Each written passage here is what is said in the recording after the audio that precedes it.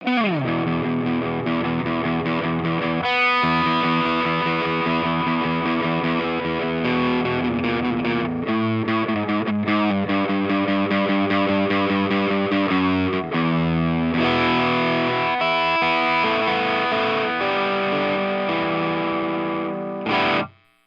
welcome everyone to the Art Fisher podcast. I'm Reese Fisher. And today we're going to be talking about young and possibly acclaimed filmmaker Robert Eggers. So we're going to try to tackle why even talk about Robert Eggers, what's our reasoning behind looking at him, looking at his body of work, what we get out of his movies. Yeah. An up-and-comer or anything like that, but, as opposed to just being an established director who can probably now make a lot of different movies that he wants to. Just nothing big budget, which we'll probably get into at some point. Yes. So, for those of you that don't know who Robert Eggers is, he has 3 movies. He may have some smaller pieces as well. I'm sure he does. But the big ones that he has released are The Witch, The Lighthouse, and The Northman is his most recent one. And The Northman is the one that Nolan was touching on, that is a really big budget one. But I'm not sure if we want to start talking about Robert Eggers or just work through his body of work and then move back to him. Yeah. I mean, he's you said other works. He hasn't done any other movies, at least not as a writer-director. He was a production designer for a while. I think he was mostly working in theater. I think he did some production design or art decoration on other movies first before he was directing. But pretty much since he's been a director, he's been highly acclaimed. The Witch is like a really small budget, like $4 million indie movie that just did super well at the box office. Kind of rode that wave of small budget art house like horror movies in the mid 2010s. And he followed it up with The Lighthouse, which is another pretty small budget, sort of getting closer to the mid budget range. Also a pretty successful movie. Got I think 1 Oscar nomination, which isn't worth a whole lot, but movie's recognized. And then The Northman was his most recent one that came out this year, 2022, which is a much bigger budget movie and unfortunately a failure. That movie lost money for the studios, which will probably determine the size of budgets that he's given in the future till he can prove that he can make, some really big, successful blockbuster movie. But we'll get into that. In general, he's a guy that I would probably describe as an auteur filmmaker. We haven't talked about that yet on this podcast, but in general, an auteur is someone where you can see some kind of individual vision or intent that comes through, and he definitely has a consistent set of themes and ideas that come through in his first 3 movies. They deal a lot with myth and history and the difference between those two things, so sort of truth within history or truth within myth and how that plays out in an individual's life. And so all 3 of these movies have a different relationship with sort of faith and belief, which we'll get into. They also, I think, deal a lot with masculinity, toxic masculinity, the roles of men, and they're certainly defined by a lot of historic accuracy sort of in the background. So they're all, quote-unquote period pieces, which usually people associate with being very stuffy, sort of very, I wouldn't even say Shakespearean, but very Elizabethan, Victorian. Dramatic. Yeah, dramatic. So yeah, I think that's a good background for him. Yeah, some of the reasons why I wanted to talk about him is full disclosure for our audience, we basically made these lists separately and didn't share them with each other. That's how we'll probably approach some of these in the future. these types of conversations. But I also had down he's huge on mythos. You can see that through all of his films that he's weaving in various elements of myth, but then he touches on prior myths and then uses that as well to like make his own. His symbolism is extremely heavy throughout each of his movies. The symbols that he chooses are very weighted. I would say that they have a lot of depth to them throughout various other stories as well. So like he uses that intertextuality really well. And then most of his films also focus on a singular character, which is interesting because I think that reflects his authorship, is that he does have that singular vision, and he sort of accomplishes that specifically through focusing on one character and the world's response to that character and that character's response to the world. And probably my favorite part about him is that he is extremely surreal, and he weaves in many surrealistic elements in all of his films, but the way that he does it is not in the sense where you're watching it and you go, oh, you know, the character's just dreaming. That was just a dream. Great, now they woke up. He blends it in such a way that like you don't even know if it's really happening or if it's just representative of the character's emotions or their memories or what they're currently going through. And I really like that aspect, that sort of ethereal space to the film that adds another layer of depth, but also abstraction that to me is some of my favorite art. I really like that it's not so readily defined.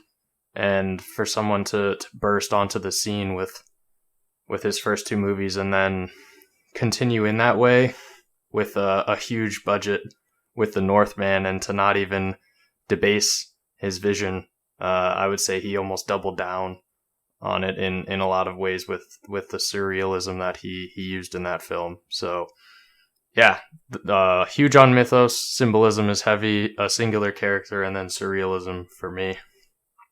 Yeah, so which I think will probably be served best if we just talk about each three movies and then kind of compare them to each other. Yeah, exactly. Rather than talking about them as a whole, but yeah. So The Witch is his first movie.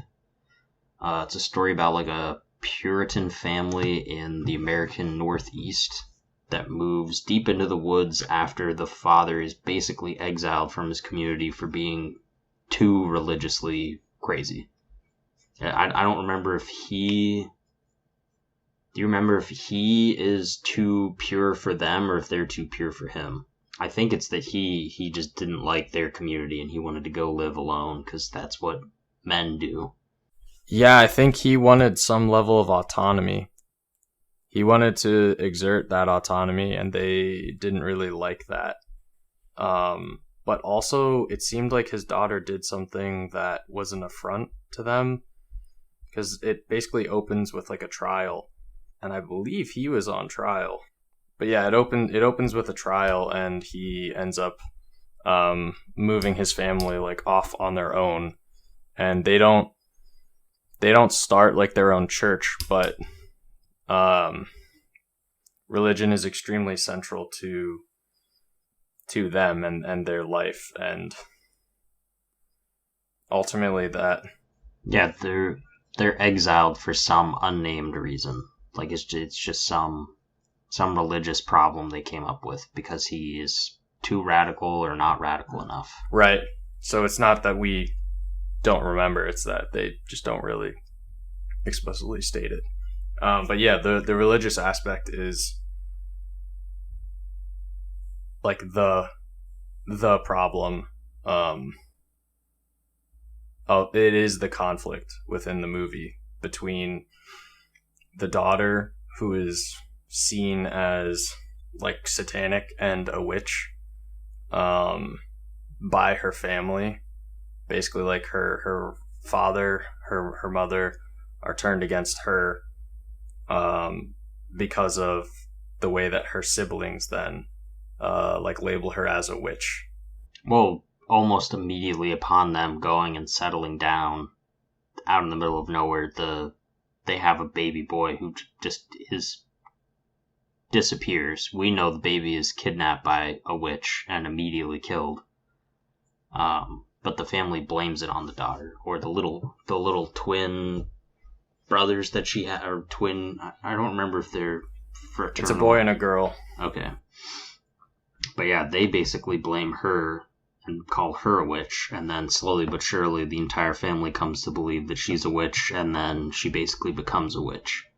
You could view the movie two ways: that there was no magic at all, and just like wolves took the baby at the beginning, and all the witch stuff is there to trick us, or you could just take it at the more face value, which is still a bit complicated, but essentially they convince her to become a witch, and then she does, because she doesn't like their form of religious insanity. Yeah, it's almost like you call someone a witch, so then they just go, okay, I guess I'm a witch. I can't do anything that's gonna make you think that I'm not a witch, so I'll just become one.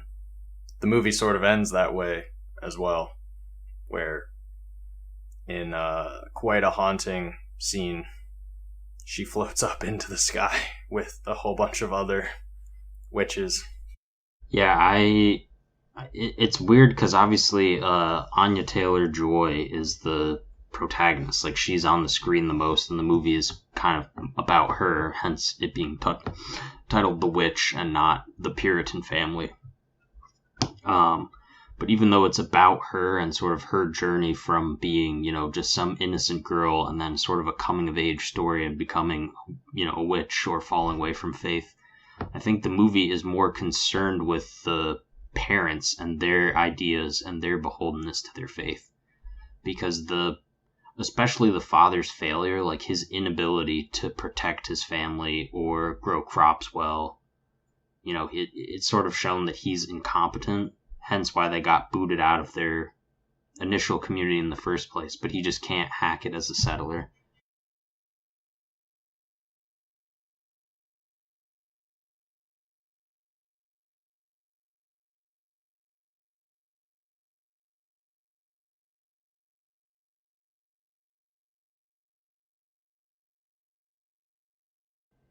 Yeah.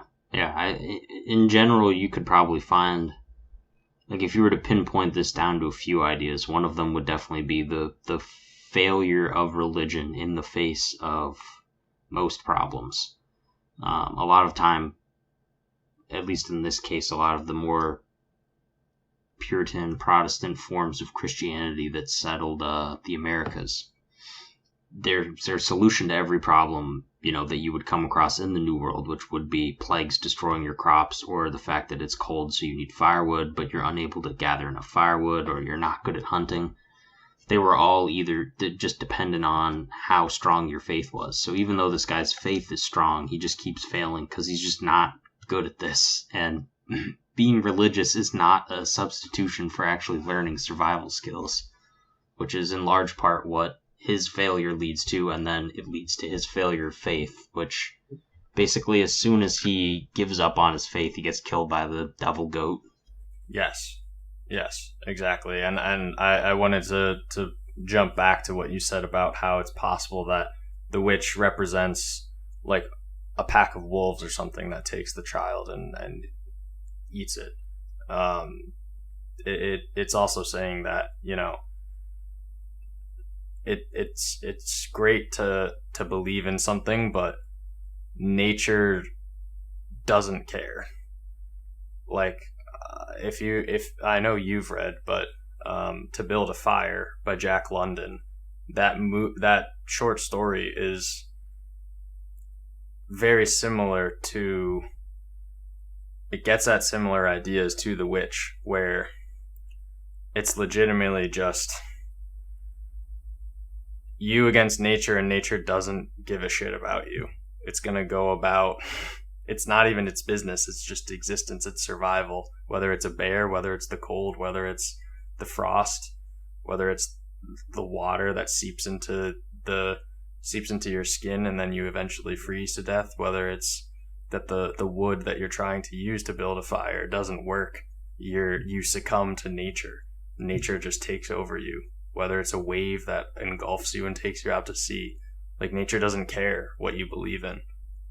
And this movie kind of captures that in a lot of ways. I definitely appreciate that about this movie, just because that's a very objective statement. Regardless of us speaking about what we believe in, I will never tell someone what they should or should not believe in. But I do think it's important to look at the world in that objective manner of, regardless of what you believe in, you also need to have other skills besides your faith, right? Because otherwise, a bear will tear apart your son or daughter, or tear you apart as well. Yeah, you're more than welcome to go move into the middle of the woods with a Bible and see how that suits you, but I have a feeling that we will not have another conversation. Right. Unless there's a cutout for a gun in that Bible, maybe. I don't know. Yeah, I think that highlights part of what makes this movie as rich as it is, for as simple a movie as it is it is thematically interesting, and it's more than just one idea. It's a number of ideas that work pretty well together. I think it builds atmosphere really well, because one of its flaws is the fact that you can immediately tell that it isn't, a very small budget movie. Like, it doesn't do anything too terribly flashy. It's a lot of small sets, a lot of closed-in places. There's sort of claustrophobia to it, despite the fact that they're in the woods. So it makes sort of this big patch of woods feel very cold and very dark and ominous, without doing too much to, actually have you scared. It shows the witch pretty early in the movie, too. And it doesn't really try to get you with jump scares. So in terms of genre, I find it to be kind of a good mesh between the different things that it's trying to do, both being an odd coming-of-age story and being an atmospheric horror movie and being a period drama. Outside of all that, technically, I think it's a really good movie. It's super well shot.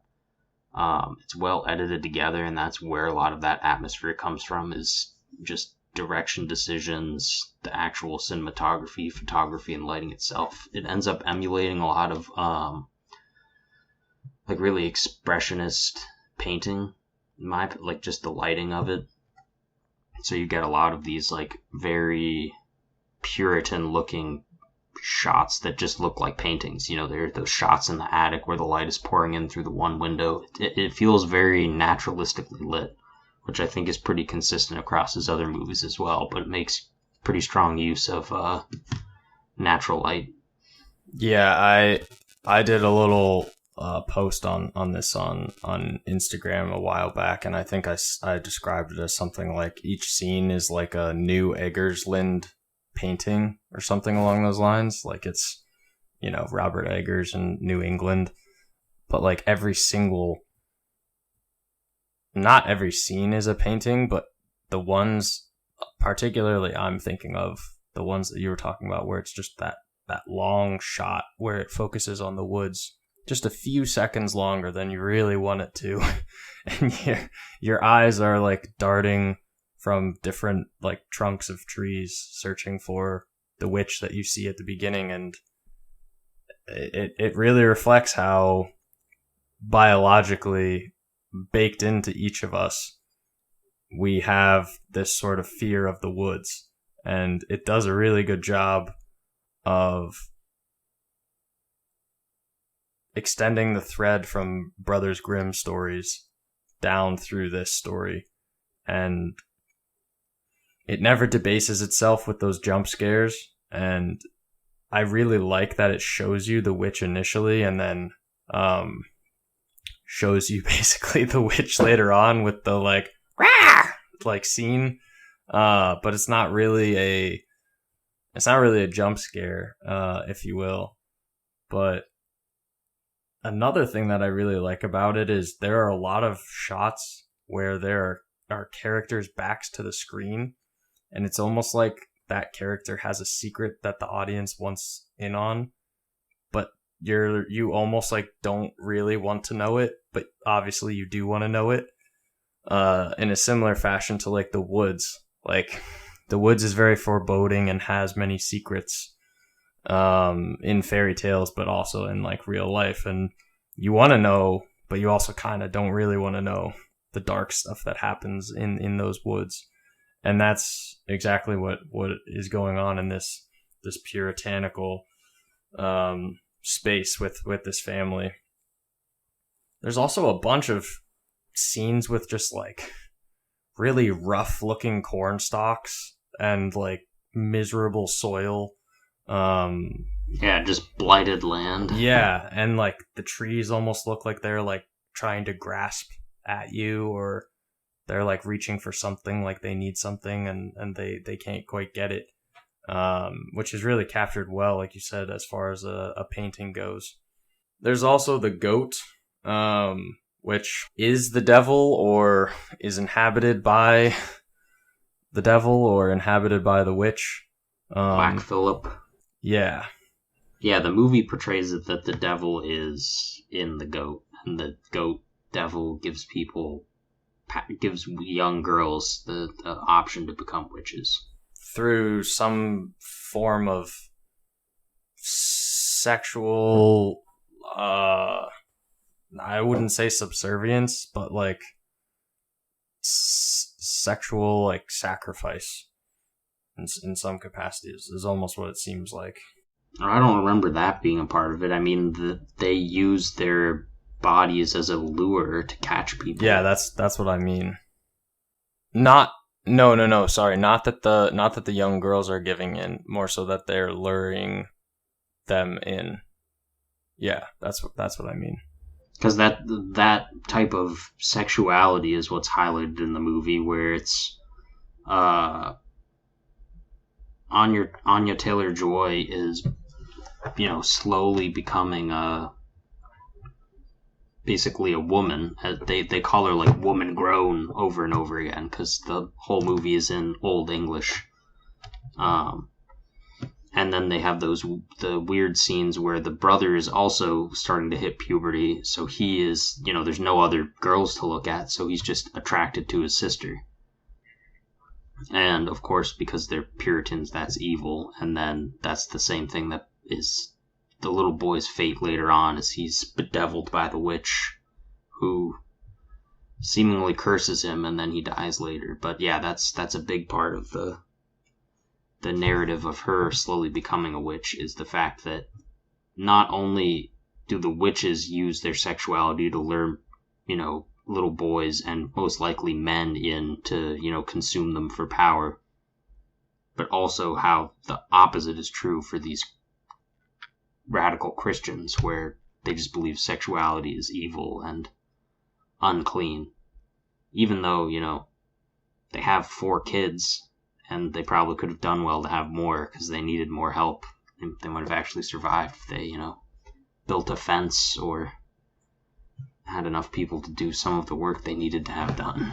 Yeah, that's exactly what I was going to say as well, is that because there's this use of sexuality by the witches, and the way that Eggers shows that it is an inherent part of coming of age, of realizing your body is changing, realizing you have certain desires. It's showing that there's no space for that in this particular religion. There's no chance to try to figure that out or even talk about it, because God saith it is a sin. Yeah. So that comes across pretty clearly in this movie. The other thing that I wrote down after I watched it was, it seems like it's also showing how easily we turn not only on each other, but when life turns against us, we are very quick to blame others, and how easily we turn to like an easy out, or like an easy quote unquote evil. Um, yeah. Oh And yeah, then scapegoating is a part of all of these movies. yeah, so when we lose, right, then we turn our actions to evil, and once we give in to that action, then our hopes and ourselves fly away, like she does. Yeah, do you have any criticisms of the movie? Yeah, the so the scene basically where all of the violence goes down, I felt like that was a good scene, but I almost wished there was um maybe something more done like in the house. Like between I almost wish there was like a little more interaction between Anya Taylor Joy, her character, and her parents. Um Oh yeah, I think yeah. it's obvious that they cut several scenes from the Yeah. middle of the movie and the end of the movie. Yeah, I'm not sure exactly what I'm driving at here, but it almost feels like there could have been another scene included that would have added a little more depth um to how they feel about each other, but then also sort of like in triggering the events that happened. I'm not saying I don't believe or I'm calling into question why they happened, but it would have been maybe more believable or fit better had there been more between those characters. The pacing just feels kind of rushed towards the end. Oh, certainly. Yes, And I absolutely. think that's why there was probably stuff that got cut. And it was probably cut because even though this movie's only like an hour and a half long, it feels like a 2 hour movie. Like it feels longer than it is. There are a lot of very slow scenes with long takes. Which I absolutely love, and more movies need to do, in my opinion. But most people, Oh no, I think less movies need to do this. oh, all right. I don't think people are good enough at directing or shooting or editing movies to have more long takes. That's really funny because you cut me off, and what I was gonna say is that I want more of that, but I don't think people are capable of doing it. So like, I want more people to do it, but I also obviously want more people to be capable of doing that. So I'm not gonna pretend like it's easy, but I appreciate some long sort of drawn out sequences or scenes. Yeah, I think this movie, it's odd because it feels more ambitious than it's able to be. Like because you can tell there's stuff that's cut from it, and the ending is impactful, but the ending doesn't really match the rest of the movie that well. It feels like it's kind of from a different movie. Yeah, I think that's why I want more interaction between she and her parents, but then also like more, I don't want to say more surreal, but something else. Something else that matches that tone of the end. See, I don't find these movies to be surreal particularly at all. I do find them to be dreamlike, but not necessarily surreal. Do you want to explain what you mean by that? It's probably just the difference between like absurdism and surrealism. I find the Lighthouse and the Northman to have a lot. The Lighthouse in particular to be very absurd, and have a lot of attributes of absurdity, but I don't find them to be surreal per se. Like I think all three have dreamlike qualities, and the Witch and the Lighthouse have, the Witch less so. There's not dream sequences. The Lighthouse is full of them, and the Northman sort of dabbles in that as well. But like I don't find them to have interactions that are surreal in that sense. I guess it depends on how you're using the definition of surreal. Because the way that I see it is that those dreamlike sequences are basically what I'm labeling as surrealistic. Yeah, you may just have a completely different definition of surrealism then. Surrealism is like the lack of logic. It's like an unnerving lack of logic. This movie is like fairly logical. Yeah, so like aside from the witch and the flying, Yeah, but that's not surreal. That's like fantasy. that is like kind of what surrealism is.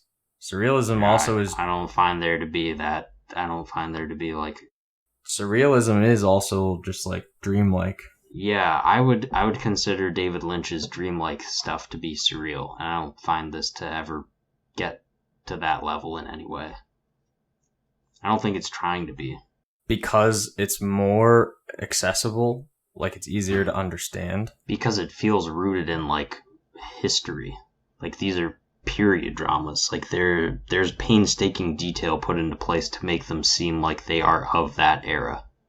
Not only the characters, but the sets and the entire atmosphere feels old.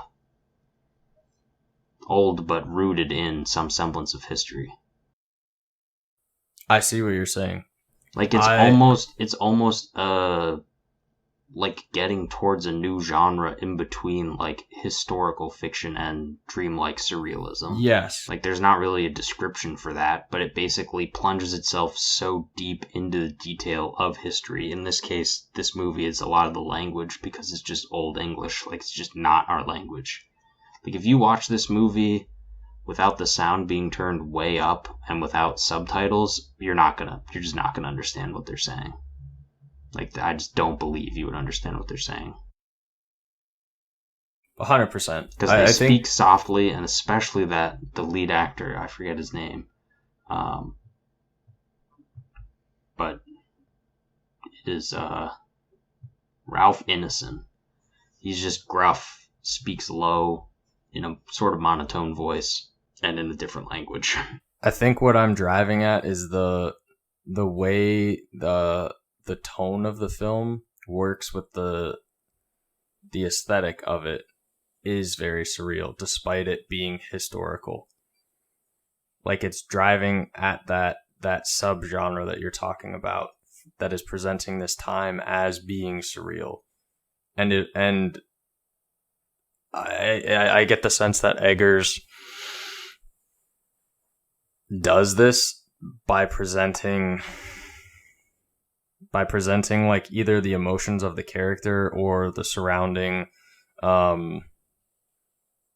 history of that time through blending like our own dreams and desires and inabilities to live out those dreams through what I call like a surrealistic sequence or thought or feeling. But yeah, I mean, I don't want to get too hung up on that because I just feel like dreamlike and surrealism or surrealistic, it's kind of bizarre. I guess is another word you could use for it. And I agree. I wouldn't say it's bizarre because it is rooted in reality or rooted in that time period. But the way it's showing it is more so what I'm saying is showing the bizarreness of that situation, of that time. You get what I'm saying or no? In a way. Like we might be able to get there after the Lighthouse. Well, the Lighthouse, I would agree with you. You could probably call a surrealistic work. There's no world in which I call The Witch surreal. No, the world isn't. I just think it has surrealistic moments. Yeah, I guess it gets close to them. Sort like there are moments in the Northman where they sort of point out the logic of how the people in that time view ideas and beliefs and faiths. Like specifically, there are discussions in the Northman where they talk about Christianity and their view of Christianity as being some kind of like weird magic bullshit thing. And so in that sense, like from those characters' perspective or from our audience perspective looking at the characters in The Witch, it could seem surreal in that way. but the direction I find to be very objective. Sure. So while it takes on these dreamlike qualities, I find it to be more. I don't know. I like. There's just something about its like painterly quality that I find to be almost quaint, and that mixture of quaintness with, the psychological horror, psychological thriller elements. I guess that's just what's interesting about the movie, because we just view it in a different way. I think this gets at a larger piece, which we probably will not, I don't want to say continue to quibble on, but continue to like understand how we look at these different movies. But I approach art, I think, more from initially an emotional level, and then in like looking back at it more of like an analytical level, and my like emotions sort of interplay with the analysis, depending on like, if I'm watching it by myself or if I'm watching it in order to teach it, something along those lines. But I think I sort of like I feel like I open myself up to like whatever movie or piece of art I'm consuming at the time, as opposed to, I guess, how you're saying you are watching The Witch, or you respond to it. How many times have you seen it? I only saw it once. Yeah. Yeah, so that is probably where this difference is coming from, because I've seen it like 6 times. Right. So once you watch a movie that many times, it does remove like all of the gut emotional reactions that you usually get, or that I would get from a movie, I get after the first viewing. And upon a second or a third is where a lot of the initial emotional feeling I'll get from it starts to go away, and I'll get more and more analytical.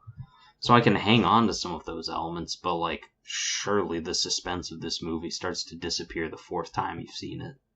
Right, a point of diminishing returns on an emotional level. Yeah, and so that probably would be the case as well with, me not calling it surreal, is just expecting what is coming next and then understanding the logic of that, as opposed to it being, inherently not of logic, like dreamlike through and through. Yes, and I appreciate you bringing up Lynch, because he is the quintessential big gun of bizarreness and surrealism. But yeah, I mean, yeah, his movies, you're never gonna get away from that. On that particular point, though, as far as like rewatching something, and because in a lot of ways it is somewhat depressing or it can be depressing if you lose sort of that magic that you felt when you first watched something.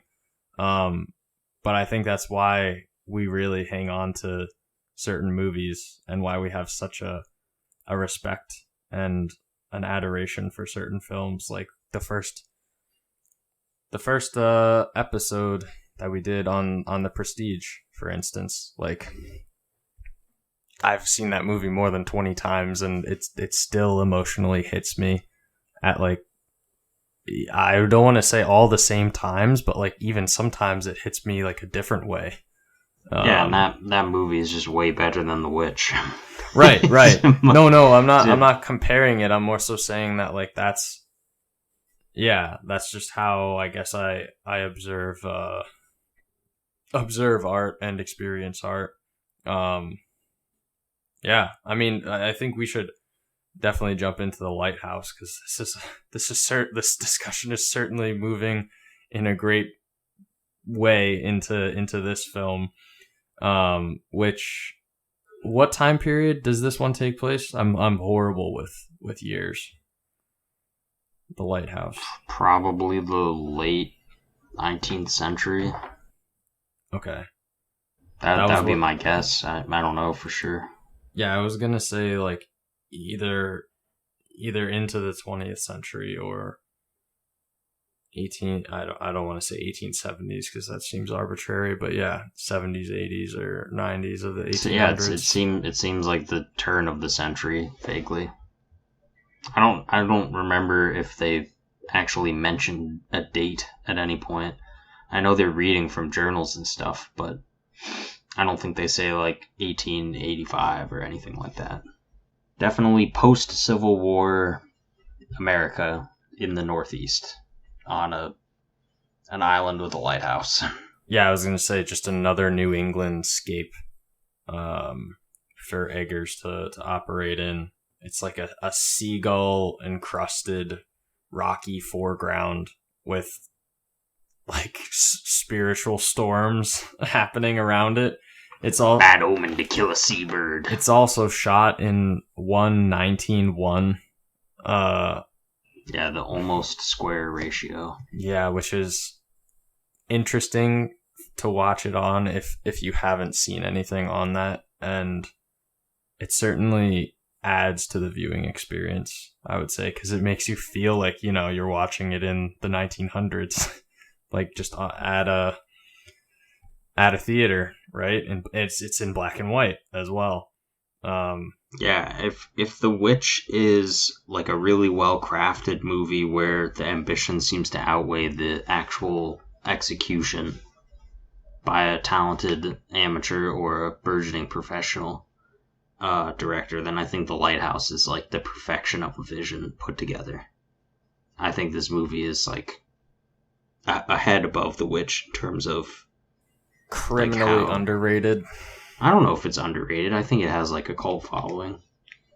I think both are popular enough. I mean, obviously they were popular enough for him, Eggers, to get the money to make something like The Northman.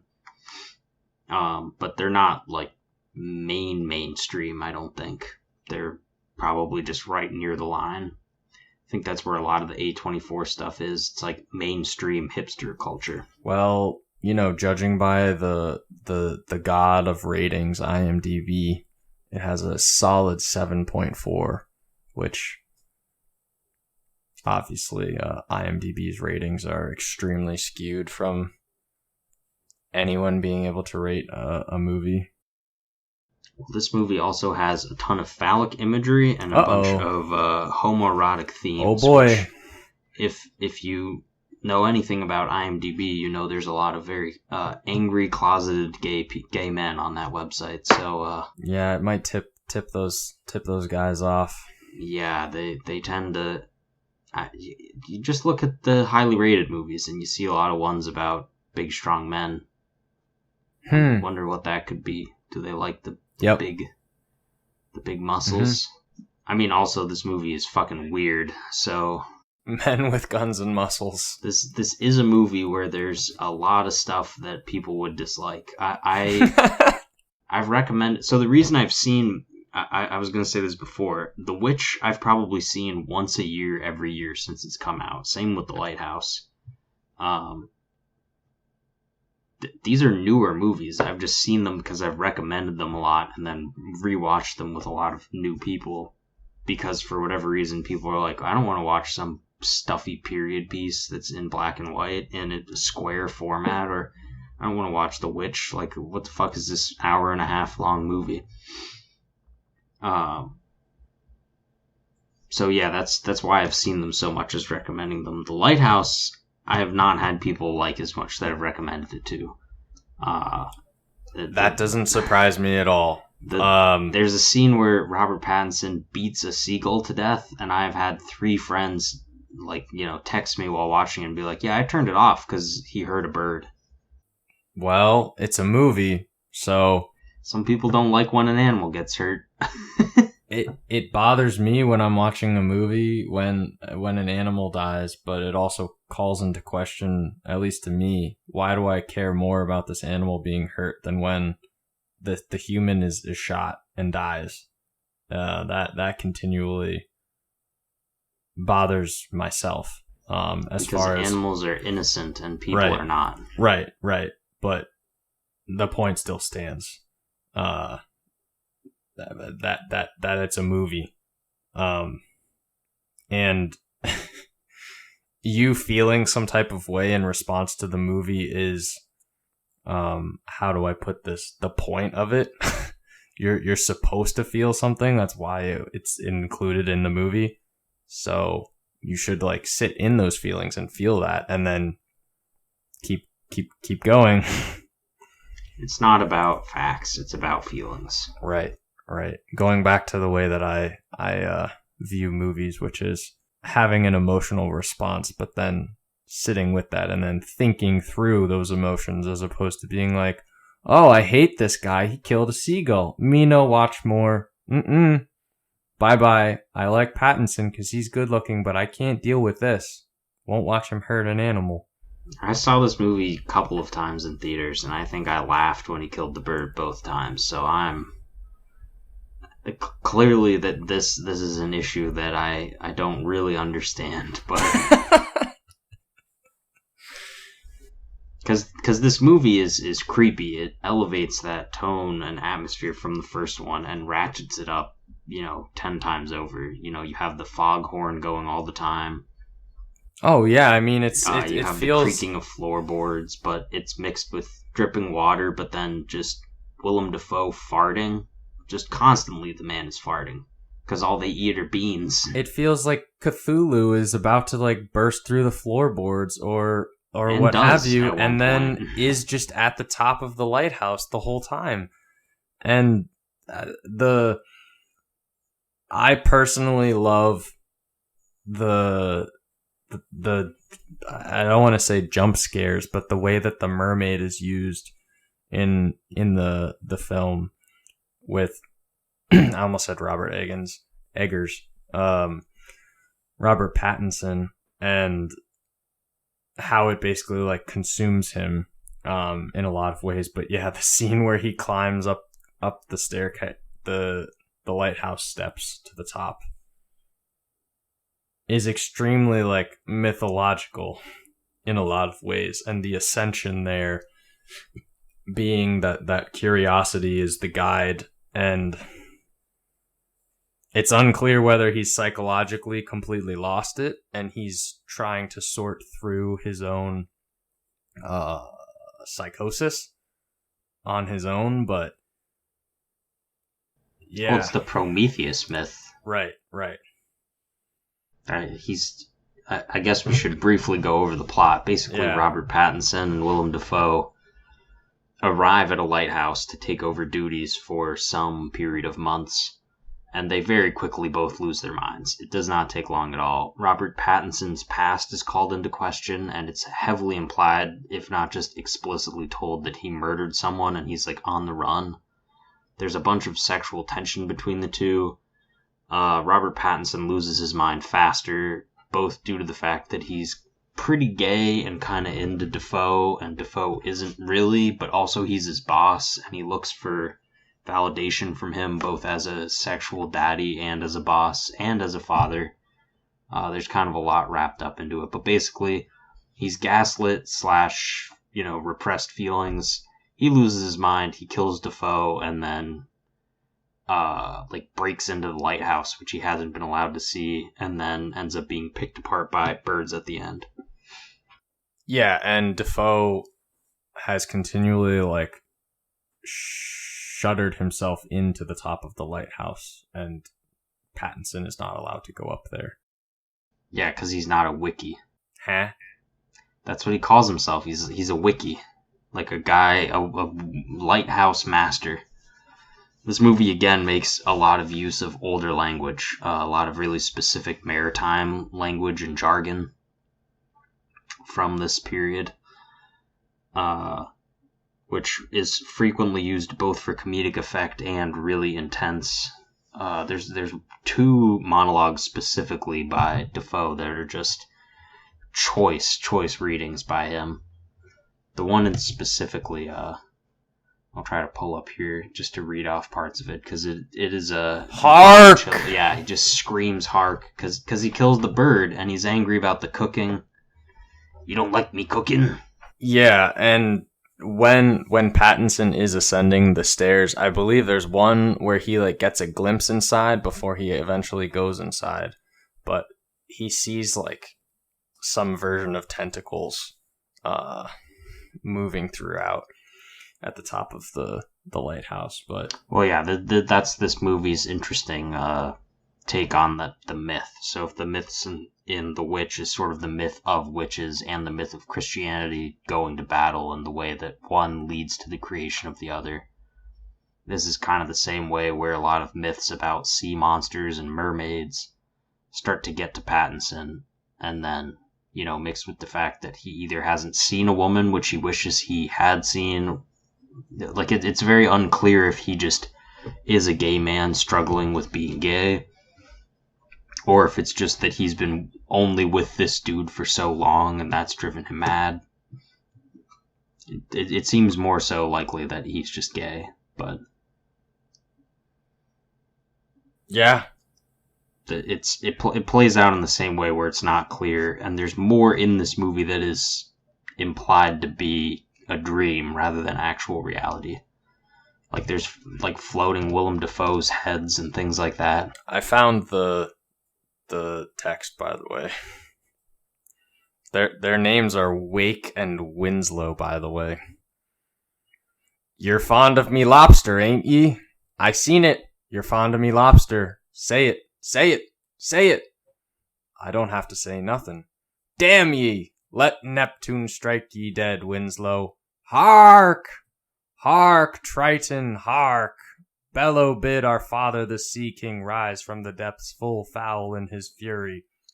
I'm not going to read all of this because it's a really long paragraph, but we can link to it, but it's delivered by Defoe. Hark! Yeah, it's delivered by Defoe, and as you said, very choice. You did mention, I believe you mentioned, how it's possible that Defoe and Pattinson are the same person, or Defoe is imagined by him as well. I did not mention that. Well, I believe that could be the case. There are some inklings of that, given his head is floating and there's a mass of tentacles around him. Yeah, that... I think I think both of them are definitely there at the beginning. It's just unclear if he killed him after like a few days and then just imagined him for longer or what. And that's part of the gaslighting that he plays, that Defoe's character plays onto Pattinson's, is how long have we been here? 3 days? 3 weeks? 3 months? And that further builds upon the idea that Eggers explores in The Witch, which is when you give in to those quote unquote evil actions, or when you give in to those actions, all is lost with you, and you yourself become evil, and your hopes are flying away. In this case, not flying away. You're just being picked apart by things that fly. All right, we're back from an ad break for Raytheon. We officially cannot say that we are proponents of Raytheon. We're sponsored by the rockets that Raytheon makes and drops on people. No, we're not. We are not. We officially are not. We're sponsored by Lockheed Martin. No. No. We're sponsored by Hark. Not Hark the Herald Angels sing, Hark Triton. That is what we were just talking about. Yeah, Poseidon's left nut, Hark. Yes. There you go. That's our sponsor. Just gonna have to cut a little bit of that out. We're not cutting any of this. We love you, Raytheon. Bombs away. Anyway, yeah, I think this movie just elevates a lot of the atmosphere and tone that The Witch is going for, albeit in a very different way. It's shot in black and white, but it takes that sort of painterly quality that The Witch does well and perfects it. Like the use of natural lighting and like lamps, just old oil everywhere. Really reminiscent of like 20s and 30s expressionist movies in a way that I haven't seen done in a long time, at least not this well. And that's just satisfying to see a filmmaker who's obsessed with history and historical detail, who likes really weird expressionist movies and wants to put one together that is filled with comedy but is just horrifying. And that horror comes from a few places. The one place is a man running from his past, a man who is just deeply in the closet.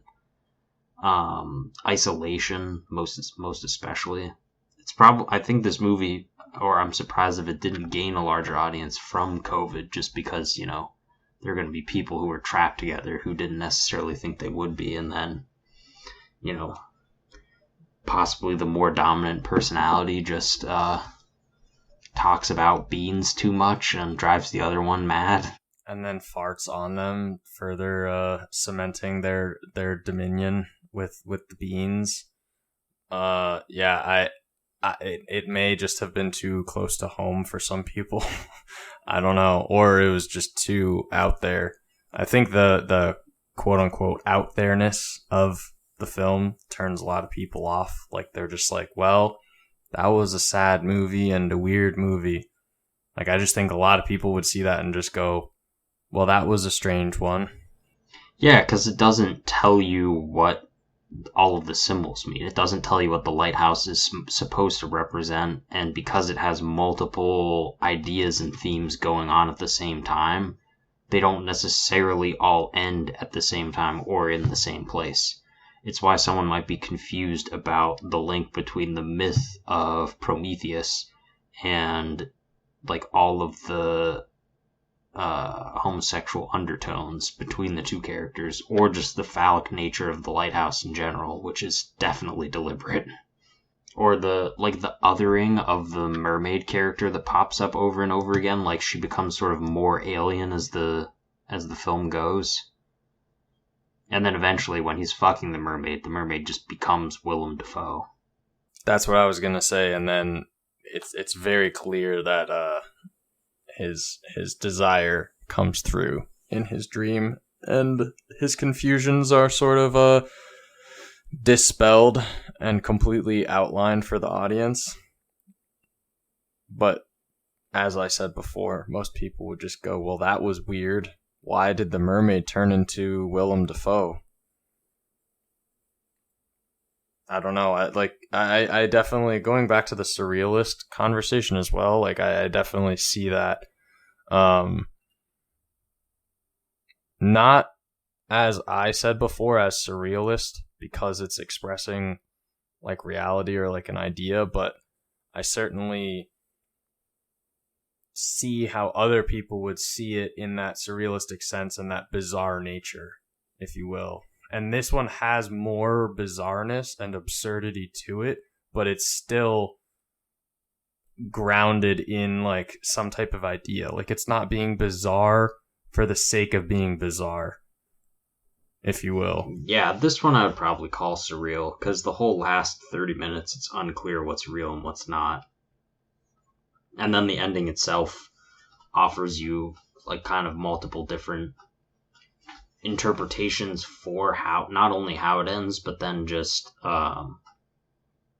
you know, the meaning of what those endings are. Like, do you have, I don't, how many times have you seen this? Like once? Yeah, I only saw it once. Do you have an explanation for what he sees when he goes up into the lighthouse? Like I said, I only saw it once. I would probably have to see it again in order to explain it, but from my memory, he sees like tentacles like the first time, I think, when he's like peering through the floorboards or the peephole. And then like when he eventually opens the door, right? And it's just like floating there.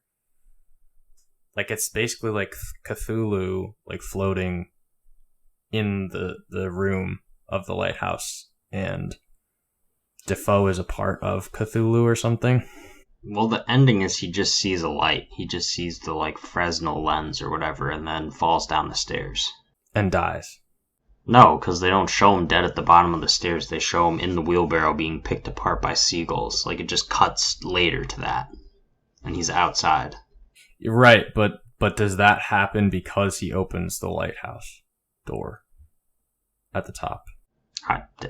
Does it? That's what I'm asking. Like, I'm asking if you, like, what you think of the... No, I'm saying, like, sequentially, like, in the film, what happens after he opens the door?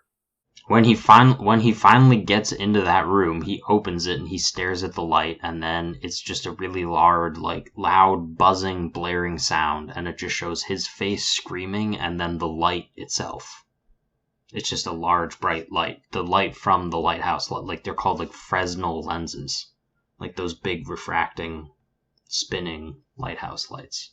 And then once he sees that, he falls down the stairs, and then it cuts to him outside being picked apart by birds. Yeah, I mean, to me, that certainly, the ending is saying that something is revealed to him that otherwise he was denying.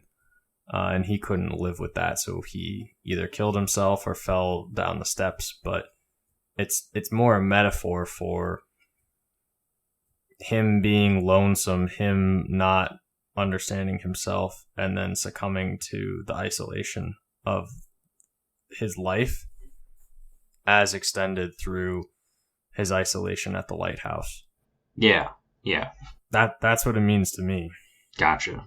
I probably have a much more... I mean, there are, like, metaphorical interpretations I take away from it that are fun. Just like, I have... In the same way that, like, I love the conspiracies for The Shining, where it's like, this is about faking the moon landing. Like, there are, like, fun interpretations I have of him seeing the light, but what I really think it is, like, the entire movie is a flashback for Pattinson's character, who, previous to the movie starting, has already killed Willem Dafoe. And most of what's playing out in his head is moments from his relationship with Dafoe before he killed him. And basically he's already killed him, and that's why Dafoe keeps popping up in these weird ways, like as if he's already been dead for a while. And by the time we see him at the end of the movie, he's just lost his mind entirely and is being picked apart alive by birds.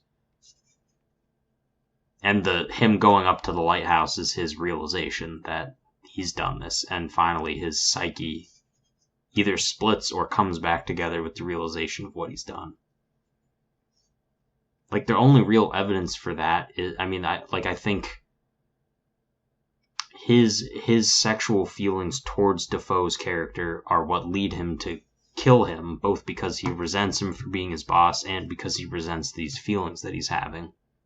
And then he kills him, and then he slowly goes through this breakdown, and then comes to the realization, and then, dies, because the truth is that he's already committed this grave sin of murder, because he couldn't accept either his situation or who he was. I don't know if that makes sense to you, but that makes complete sense to me. Yes. Like there's like one series or a few shots that are cut in where he's like gonna hit somebody with a boat oar, and they play it off as if it's like that was the last thing he did before he came to the lighthouse, that he killed somebody and then was on the run. But I think that's just like, the part of his head that is coming to terms with being a murderer and being trapped on this island. But outside of, interpretations of it and some of these themes that happen in it, in terms of just praising the movie outright, I think both actors put in great performances. Willem Dafoe has been on a roll. I mean, really, most of Dafoe's career I'm a big fan of, but the last 10 years or so, he's just really been on fire with great performances. His in this, he probably outacts Pattinson, who is the protagonist, but just Pattinson's ability to choose scenery without saying very much, because he doesn't really have that much dialogue, and he has kind of a goofy, like almost a Brooklyn-y accent throughout it. But I think both of their performances are really excellent. Obviously, this is, I think, is one of the most well photographed movies I've seen in a while. It uses its black and white color scheming just to its furthest extreme end, both by being naturalistically shot with a lot of fire and candlelight, but just the camera movement almost always aids in storytelling or eking out emotion or establishing the atmosphere more heavily.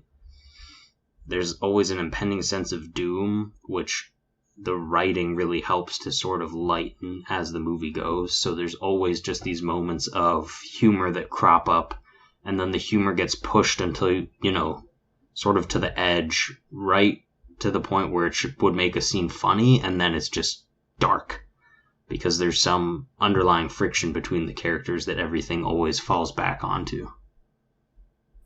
I definitely agree with all of that. I very much appreciate the writing, like the dialogue that each of them have. I think it's fair to say that Defoe outacts Pattinson, but I think his character calls for that more than Pattinson does. Like, I think it's somewhat unfair to compare them in this film.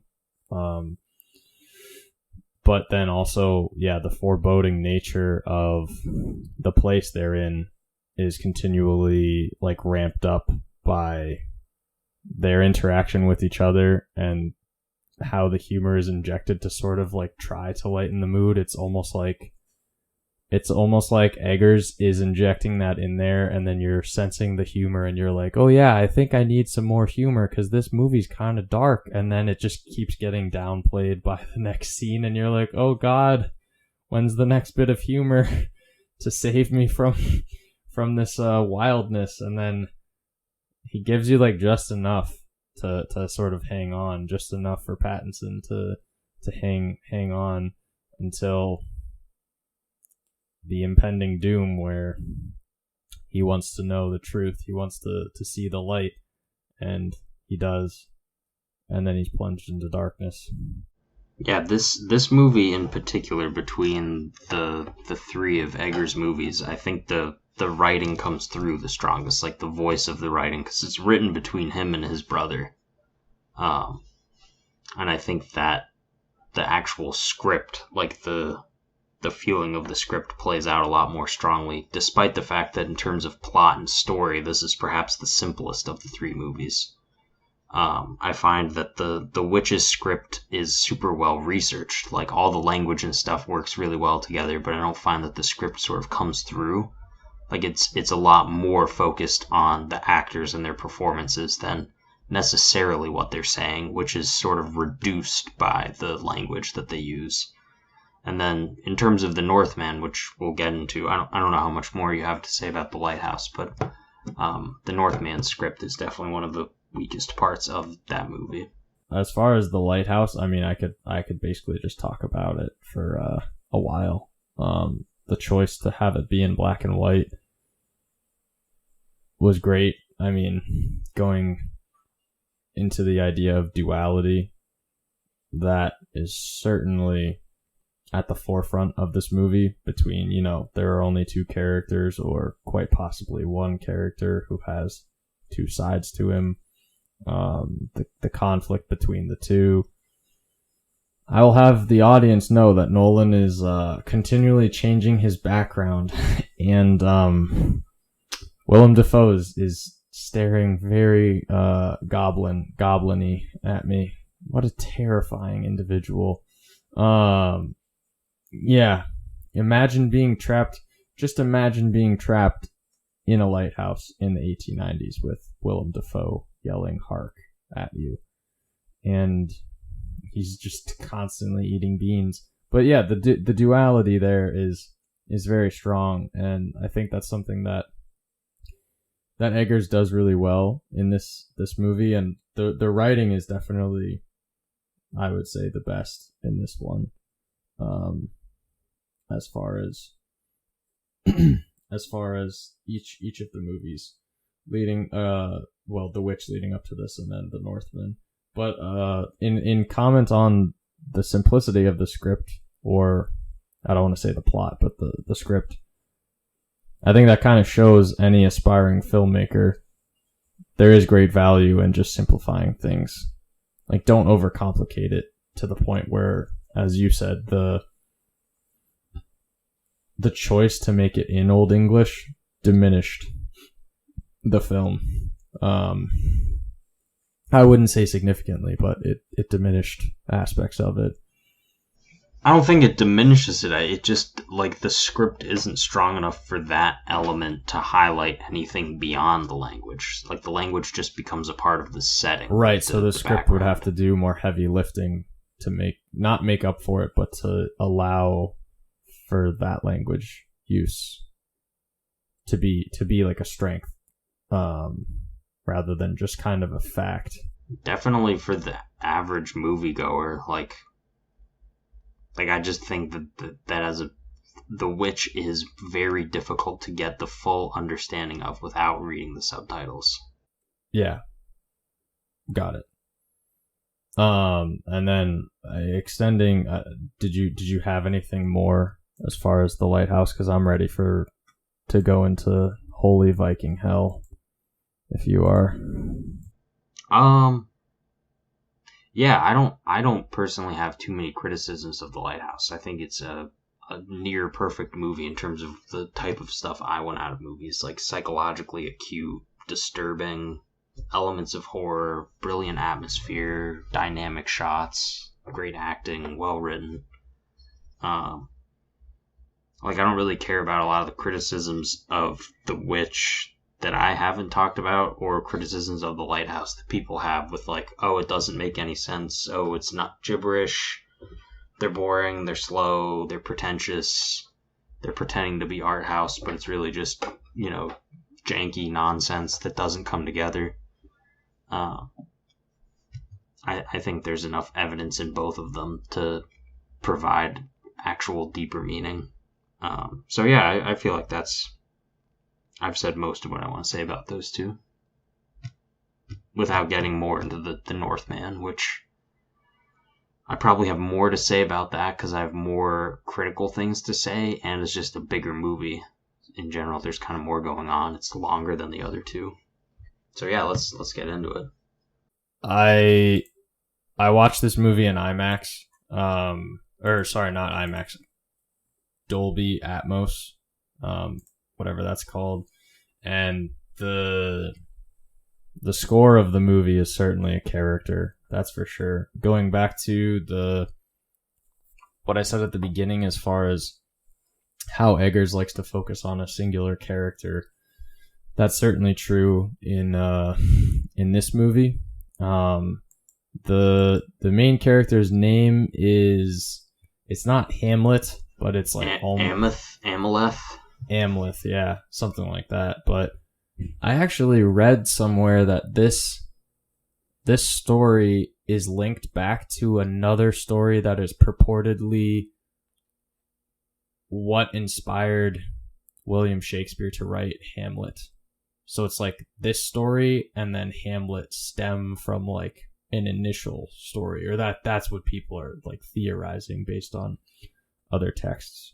But yeah, the Northman was, I remember we talked about it after I watched it because you had seen it before I saw it, and we talked about how it's more like an experience than a movie, which I guess kind of builds upon that idea we talked about with the Spielberg and Scorsese debate. How Spielberg is really strong with building these experiences, and sort of like the Northman is not a theme park ride for sure. You could say it's like a theme park ride in certain cases, especially the extremely violent scenes, but it does really pull you in to the mythos of the movie. And I guess one thing that separates this is I wasn't going to say the budget, I was actually going to say the change of location of each part of the film, is that it continually is changing the location because the character covers like great distances. So because of that, it's quite different from The Witch and quite different from The Lighthouse. And that can be difficult to play with, right? Because it seems like Eggers is more used to just operating in like that type of constraint. So I think that part was somewhat challenging for him to live up to, but I really enjoyed this movie. I don't think it's as good as The Lighthouse, but I did really enjoy it. I think my enjoyment for it is really high, but I don't think it's like by any means an incredible film. Like I would say it's a good film. And I sort of recognize how I'm biased just because it's a movie that I really like and I would love, but like objectively, I don't think it's an incredible movie, if that makes sense. Yeah, I mean, I definitely think it's a good movie. I think it's handicapped in a number of ways from being better than it actually is. But in general, yeah, there's a quality to The Witch and the Lighthouse that feels a lot more measured and deliberate, whereas The Northman feels more out of control. And part of that is definitely by design, because The Northman is very much about like harnessing a primal feeling to execute revenge. Because more than anything, this is a revenge story. Basically, in the mode of like Conan the Barbarian, like this is in a lot of ways just the Conan the Barbarian story with like an art housey edge to it. Like I think this is a better movie than the 80s version of Conan the Barbarian, which personally I have no attachment to at all and just think is a subpar action movie with Arnold Schwarzenegger in it. You're starting to piss off the listeners. For whatever listeners we somehow have that I'm love joking. Fucking that shitty movie with Arnold Schwarzenegger. I'm kidding. We'll have an episode where we talk about Arnold Schwarzenegger. He is a great actor, I'll have you know, who's been in some great movies over the years, but Jingle All the Way. He's also been in some stinkers that are stinkers because of him, and this is one of them. This is just he is charismaless in that Conan movie. Oh. Like whatever attachment people have to that is some kind of weird childhood nostalgia, or you just made it up. I don't get it at all. He's just terrible in that. Horrible. I mean, aesthetically, obviously, he's perfect for the role, but yeah, acting wise, not what you would want.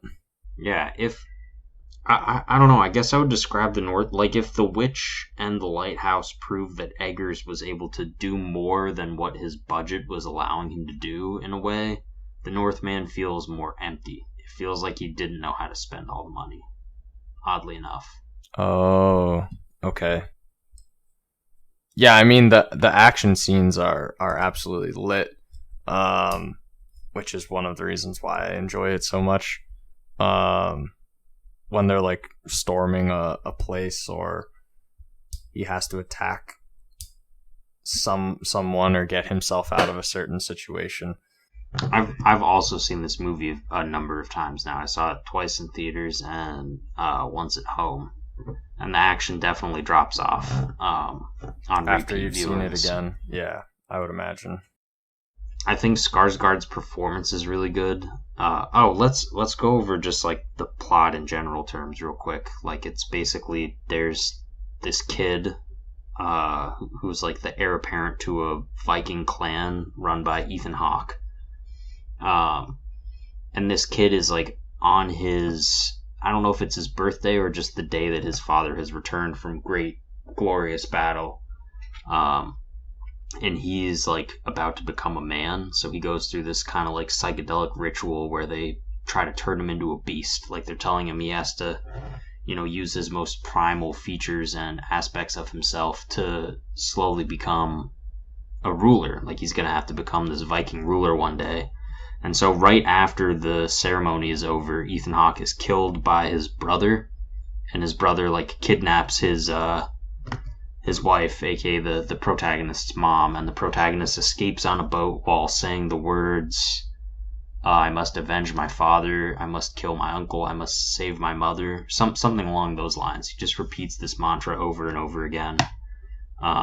It zooms forward in time and basically it cuts to him being like rowing on a Viking boat then. Yeah, he's joined a group of like bandit mercenary type people, and he's just become a ruthless killer. And he goes on a long journey to find his uncle and his mother, which he does. and he eventually is able to. He finds out some twists, like basically his mom always hated his dad, who it was implied raped her, and he was basically the product of rape anyway. And he kills his, I guess, half brother, and eventually kills his obtains revenge at the cost of his own life, while also impregnating a woman played by Anya Taylor-Joy, who was also implied to be a witch in a coincidence, which I'm sure was intentional. Yeah, she's got some powers there. The story is extremely straightforward for how long the movie is, and for the fact that it's an epic, and a lot of the subplots kind of feel, I don't know if I would say underutilized or misutilized, but everything doesn't come together as strongly as it does in the other two movies. To me, what comes through strongly in this one is Alexander Skarsgård is the protagonist, so his performance is really strong. Nicole Kidman is pretty good in this movie, and I haven't seen her in anything in a while that I really enjoyed. It's probably been like a decade since there's been a movie I've seen her in that I thought her performance was interesting. I really like what's his name, Klaus Bang. I don't know how to pronounce it correctly. I've seen him in some other stuff, the half brother, Swedish movie. Yeah. He plays the villain, which it turns out isn't really a villain. Like, our conception of villainy is shown to be misunderstood just due to historical references. That's probably this movie's biggest strength, is its reliance on historical accuracy to paint a picture of what these cultures were like and how these people thought. And so it makes a lot of the savagery more understandable. Yes, I see what you're saying. I definitely want Eggers to be in charge of more period piece. Like, I just want him to get, I don't even know what he's working on next, but Nosferatu. Yep, sign me up. That's what he's said in interviews. He's only going to make period pieces. I think he's only interested in history. He's only interested in stuff that's already happened. I don't think he cares about modern day or making new movies or making like franchise type stuff. And this is probably going to be his only big budget movie, at least for a while. Yeah, I think he's gonna be his funding is going to be peeled back for quite some time. I mean, if he can continue to prove himself, obviously it's possible. I mean, we have to acknowledge this was his third movie, but these are risks that Hollywood isn't taking. Like, Hollywood isn't spending more than $10 to $20 million on any original property. Like, the Northman was a risk and it blew up in their face. Like, this movie lost tens of millions of dollars for whoever made it, Legendary or Focus Pictures. It was what, a $250 million movie, or more than that? No, like 70 or 80 million. Oh, okay. Maybe 90 million with marketing costs. Gotcha. No, if this movie cost more than 100 million, this would just be a shitty movie. Like, where would the money have gone that was in... Like, the sets are all very... That's why I say it feels like the budget is misutilized, because the movie never feels epic.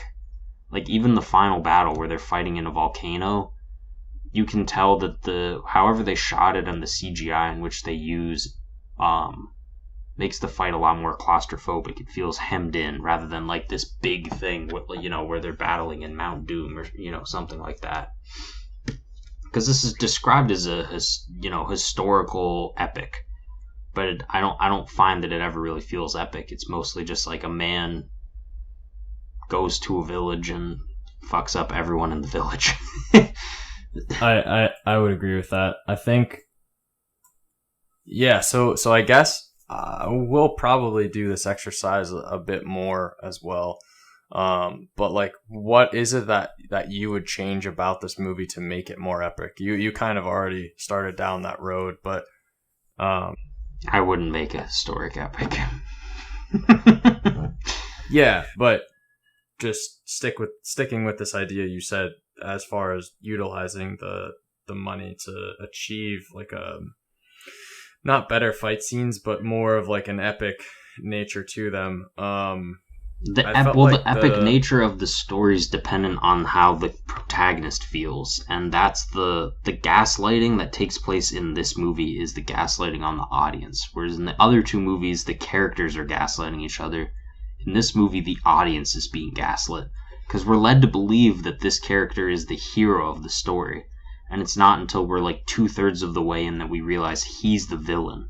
Like, he's here to kill these people who are not as bad as we once thought. Like, his dad was the villain who was keeping his mom held prisoner, and his uncle is kind of, a misunderstood character. By our standards, morally, they're all monsters. Like, they're all just vile, despicable creatures. But in terms of the morality that they sort of lay out, like, we learn that he gets, like, the blade of death, and he uses this shadow blade to slay them in a dishonorable way.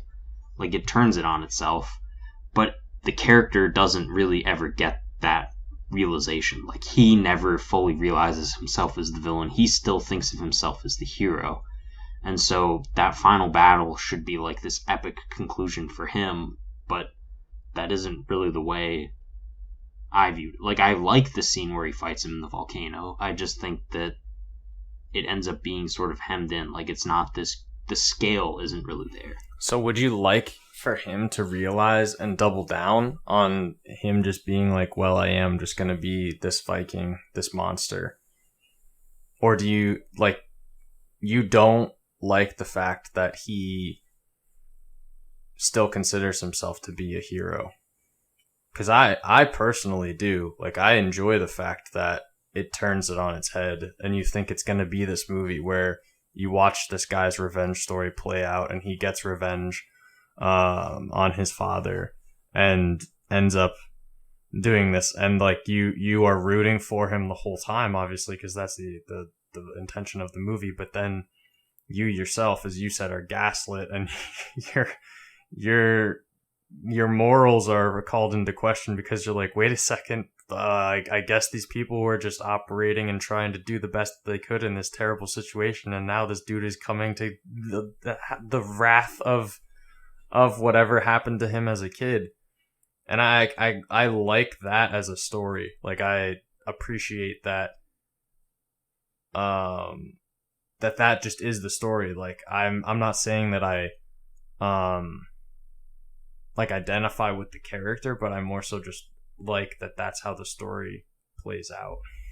I guess I would view it as a subversion of the vengeance genre that doesn't play forward as much to me. Like, it just didn't work the whole way for me. Like, there are elements of the movie that I think are great, and I don't want to be so lost in details that I say I don't like this movie. Like, I like this movie. I think this is a good, if not a great movie that's just very flawed. But part of that flaw is the way in which it plays out. It's sort of this vengeance that becomes tragic, but then it's not tragic because this guy dying is the best thing for everyone in the world. Yeah, I see what you're saying. I definitely think it is that subversive hero tale, and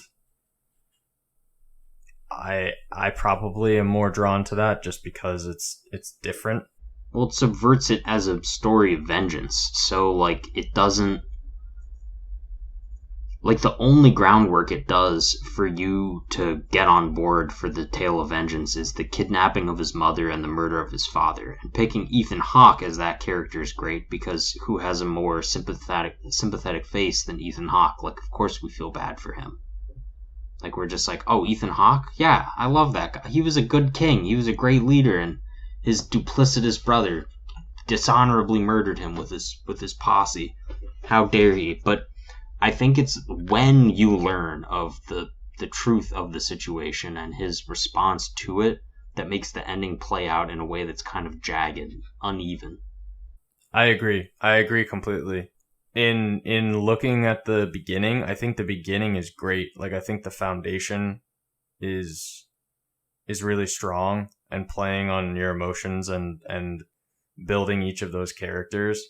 There are so many scenes. I mean, him becoming a man, becoming a beast, his father being killed in front of him, all of that is really strongly rooted.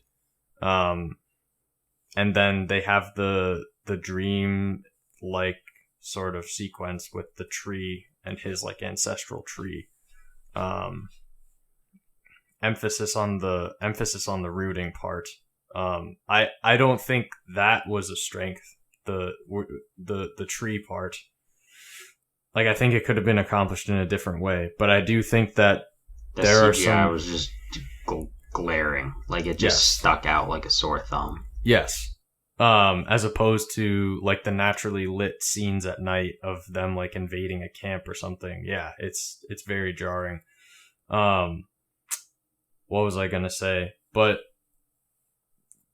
there are some beats that are missing towards the like second third of the film that stick out, and they don't allow it to move into the climax of the story and then ultimately the end. Like it's not reflected well from the beginning to the end. Yeah, I think they cut a good half hour from this movie. I think there were a lot of scenes they probably shot that were either too dark and they couldn't use, or they couldn't edit it together, or they were probably too violent. I think there was some really violent stuff that didn't go into the movie. This movie started shooting right at the beginning of the COVID pandemic shutdown stuff, and they paused it and they picked up shooting it sometime like over a year later, I believe. I think that probably had something to do with it, why it sort of feels uneven and like, different parts of the movie feel at different times, which sometimes works for the betterment of it as a whole and sometimes hurts it. It feels like a movie where there is a strong vision and the vision is meddled with, and then there's pieces that sort of jut out at different angles and it just doesn't all come together. Like if The Witch feels like one coherent movie where the ending is a little weird, and The Lighthouse feels like a movie that from front to back is like one idea put together, The Northman feels like a few ideas that don't all come together, and there's stuff in between I wish that was added in, and then there's other stuff that's in the movie that's like, I just don't think it needed to be there. Like the what is it, that game they play, Nuddlesburg or whatever, Schnackle, what the hell is it called? Naddleker.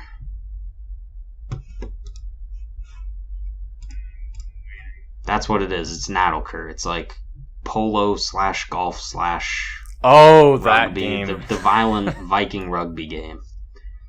Like, it was a great scene. It's just not in this movie. It just didn't.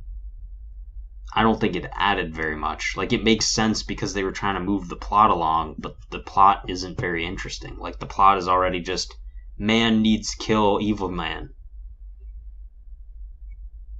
So this is one of those, like, in terms of looking forward for what Eggers might do throughout the rest of his career, that, like, his just insistence upon sticking to his script and his detailed work that he does before shooting a movie, all of his research, I think that hurt him in the case of this movie. Because he tries to be more historic, but this movie is an epic, not necessarily, historic. And so all those details that normally would go together to make something really, really interesting, in this case, sort of bog it down. I think that's a continual struggle that he is going to face, and time will only...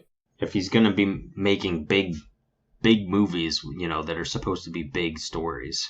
I think that's something that we also can learn as aspiring filmmakers, is to not get so bogged down in the details that we sacrifice either the plot or we sacrifice some other aspect of the film itself. Well, he didn't have the final cut of this movie, so I think he was willing to sacrifice some of his vision just to get more money, and I don't know, 3 movies in, to my future career, I don't think I would be willing to give that up, even for the opportunity to make a $70 million Viking movie. Because every time you forfeit Final Cut when you're making a film, you're just saying, I don't really care what the final output is. Like, they're going to cut it together however they feel based on, audience testing. Like, I'm sure this movie was recut because people watched it and either said it was too violent, which is still a very intense. The first time I saw this, I saw it at like noon. So I go into the dark theater and it's this really intense movie. So by the end, I'm filled with energy. Like, yeah, that was intense. That was awesome. And I come out and it's the middle of the day and I'm like, fuck, that was too much for the middle of the day. Like, that was a lot of screaming and heads being bashed together to not come out and have it be nighttime where I can like hide from the sun. Yeah, I think it was dark when I emerged from the theater, so it made a lot of sense for me. But yeah, I do think there was probably violence cut out of it. Yeah, it felt almost like the violence was tamped down in some capacity.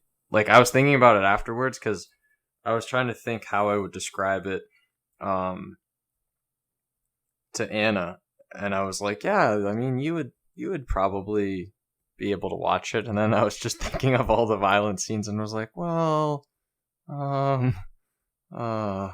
maybe not, but then again, like, there were some scenes, and then it was just the one where he's taking the village and just stabs multiple people in the face and then opens people's throats and was like, well, maybe not. But yeah, at the same time, it felt like there were another 10 to 50 people who were brutally executed in some capacity.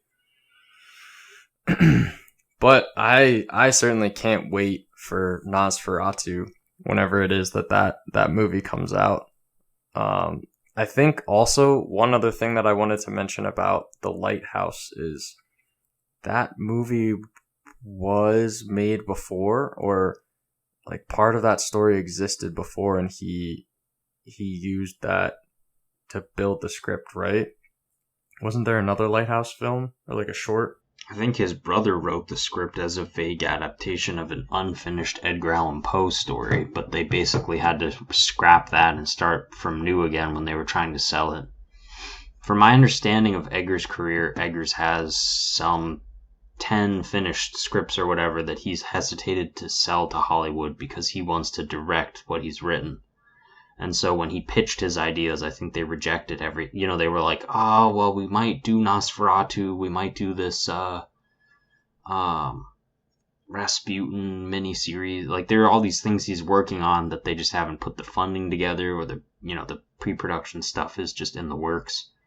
I think The Lighthouse was just, he pitched like that his brother had this script and someone was like, yeah, show us that script, and then they had to rewrite it sort of anew from that original. I don't think it's based on any particular story or existing movie. It could just be that I saw there was another movie that was The Lighthouse and it was like 2 people involved, and it's probably something completely different. But I do find it interesting that he just really loves history and loves doing like that particular time period justice, and I think a lot of filmmakers should take that piece from his movies. Like, I think they should use that as inspiration and try to be more grounded in whatever period they're shooting in, or even just to try to make it more authentic. Like, if it's not a period piece. Not that people don't do that already, but that's something that I certainly take from his movies. But his use of color, or like muted color, I really like a lot, and will certainly be using in the movies that I shoot.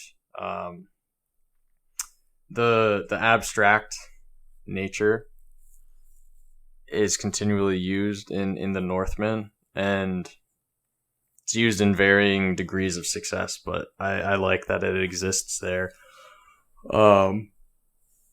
Like, like the way that he gets the sword. We talked about the tree that comes up that he thinks of, like the family tree. Like, I like that aspect, but yet its execution may not have been the best. Yeah. In terms of stuff I like some of the action scenes. I like the more psychedelic scenes with Willem Dafoe. I definitely think the beginning is some of the strongest parts of the movie. Skarsgård's performance as an animal are strong. Like, you could just say it's a dude screaming who got ripped and likes to walk around with the hulking shoulders with his shirt off. But I think his performance is really strong. I do like that rugby scene, even though I don't think it should be in the movie. I like that scene where he gets the sword and it's like, what just happened? Why did that happen? That seemed to be a direct reference to Conan the Barbarian. Yeah, trying to think of anything else. I didn't like Bjork in the movie. That just felt like marketing material. Yeah, it was very, very quick and just kind of there. Hey, did you know that's famous Icelandic singer Bjork? Remember her? Wait, she was the one that was just on the, like, horse, right? That just rides into fairyland? Like, rides into heaven? No, she's the, like, witch lady towards the beginning of the movie. They find her in that village. Yeah, but isn't she on... Who's on the horse that rides into heaven? At the end? Yeah. I don't remember that at all. There's a horse that, like, is galloping into the light. That's just like a Valkyrie. I thought it was implied it was Bjork. I didn't think that she was supposed to be a Valkyrie. I think she was just like a witch, like prophet, seer person. Yeah, I liked the idea behind it. I think the ending, from what I understand, because I've listened to a few interviews that Egger's done on all of these movies, it sounds like the ending of The Witch was supposed to definitely be very different, which is clear. And the end of this movie was supposed to be a lot more epic, and they just couldn't get it together. Like, it just cost too much. They couldn't figure it out with sucks. the VFX. They were supposed to be like a battle with like hundreds of those people on horses. Oh my like god. A bunch of Valkyrie, like riding out of the volcano into Valhalla. Yeah, that's something I would love. That's something I would want. Yeah, so I think as he goes on, he gets more experience as a director and as a producer and a writer, he'll figure out how to make some of those bigger ideas pop more on screen. Or he won't. I mean, he's young. We'll see what he does. I think he'll probably have learned a lot from this movie. He certainly has more connections now. And more people believe in him, or believe in his art, not necessarily the financial success of his art, which is an unfortunate aspect of filmmaking. Yeah, in general, the way I've heard filmmaking described is basic, now at least, like the big budget stuff only goes to existing properties, existing franchises, IP, they're just, intellectual property. It's gotta be IP, existing IP. Anything over like 100 million has to be that. I can't remember the last original movie that was over $100 million budget that succeeded. And in terms of like, this is still considered like a mid-budget movie just by the way budgets work. I consider it a big budget movie just because this guy comes from a world of making movies for $4 million, but mid-budget movies don't really exist anymore. Like, this movie probably would have done well if it came out 10, 15 years ago, like in the mid-2000s. There might have just been more of an audience for it. It probably could have recouped a lot of lost sales on, like, DVDs. I don't know if this movie's done well on streaming. I think it's kind of a weird release and a weirdly timed release. Like, just Viking Epic, here we go. Even though there's already 4 big TV shows about Vikings. Like, it feels like just in terms of Vikings in popular media, this has missed the boat. Missed the longboat, yeah.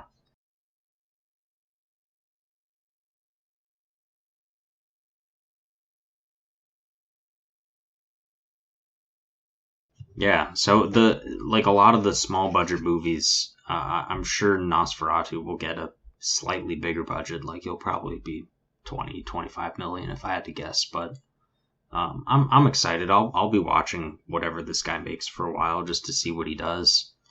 Um, I can't tell if he's gonna have this rigid insistence on historical accuracy and making sure that his research is included in the movie. I think it is going to become more and more of a flaw as he goes on, because you have to adapt to what you're shooting, especially with the bigger and bigger budgets that you get.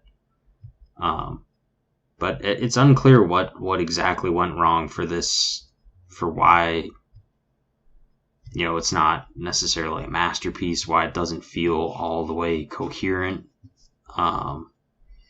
Why it failed at the box office, I think we've gone over. Like it just wasn't gonna do well there.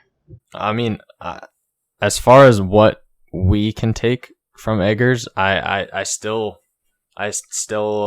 think a lot of the same things from the beginning of the episode, in that like I'm someone who feels very like steeped in myth and mythos. Like that's just something that I always feel drawn back to, whether it's ancient myths or the Brothers Grimm or what have you. I think that's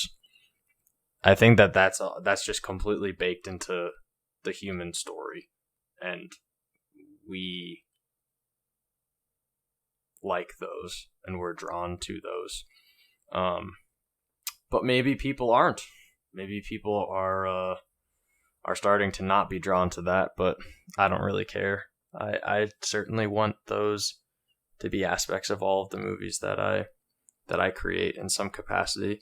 I really like the heavy symbolism. I can't picture myself making a movie without there being heavy symbolism. As far as like a singular character, I think it's easier to have a story that is a singular character, because then it's easier to sort of flesh out that person and have everyone around them respond to them in some capacity and create that person, if you will, instead of world building or character building based on the other characters around them. As for like surrealism, let's have another hour-long debate on surrealism, but no, I mean, like, surrealism is definitely going to be an aspect of pretty much every movie that I make. I mean, the book that I'm writing now, I have a number of either dream-like sequences or dream sequences that are absolutely crucial to where the story is going and where it needs to go. I think that's just how I think about things and how I express things in an abstract way. And that is grounded in the story, but it's not entirely clear that it means one direct thing, right? I really like that abstraction.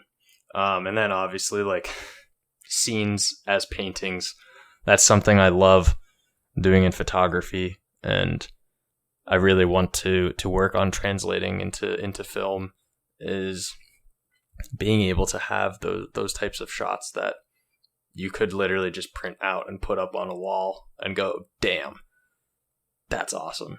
And then that's one of the things I love so much about film, is when a scene is a painting, it moves on to another scene, and you are just looking at not moving paintings, but people moving inside of paintings.